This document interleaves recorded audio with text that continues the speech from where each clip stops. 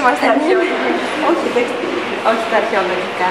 Θα θέλω να σας ρωτήσω αν από τότε που άνοιξε το μουσείο έχει αυξηθεί η κίνηση, ο κόσμος, τι ζητάει να μάθει ο κόσμος, τέτοια πράγματα περισσότερο. Γενικά ρωτάνε για τα χρυσά περισσότερο. Ρωτάνε για τα χρυσά. Για τα πιο εντυπωσιακά ευρήματα. Ότι βλέπουν και τους εντυπωσιάζει, είναι αυτό που τους κινεί και το ενδιαφέρον. Ο κόσμος είναι αυξημένος ανάλογα με την περίοδο. Δηλαδή ανάλογα με την εποχή. Το χειμώνα σίγουρα πέφτει, το καλοκαίρι έχουμε άνοδο του κόσμου που επισκέπτεται. Έχει αυξηθεί ο κόσμος από τότε που δεν υπήρχε το μουσείο.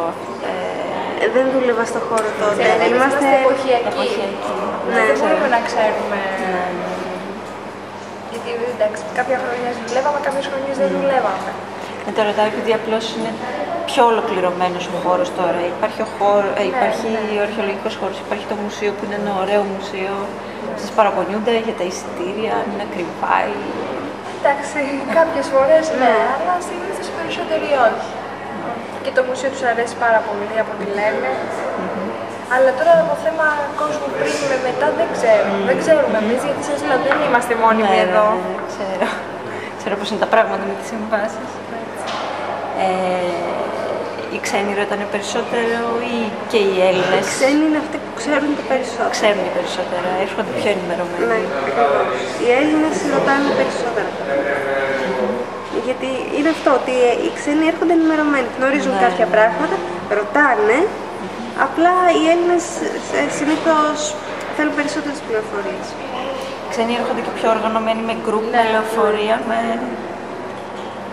Ωραία. Ευχαριστώ πολύ. Να είστε καλά. Γεια σας.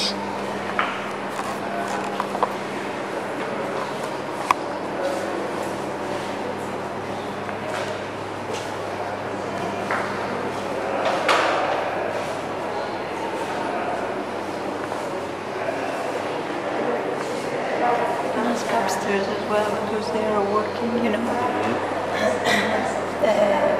They don't work the whole year round, so they don't know. Yeah, I understood. They don't work the winter, only the summers. Yeah. No. What's that?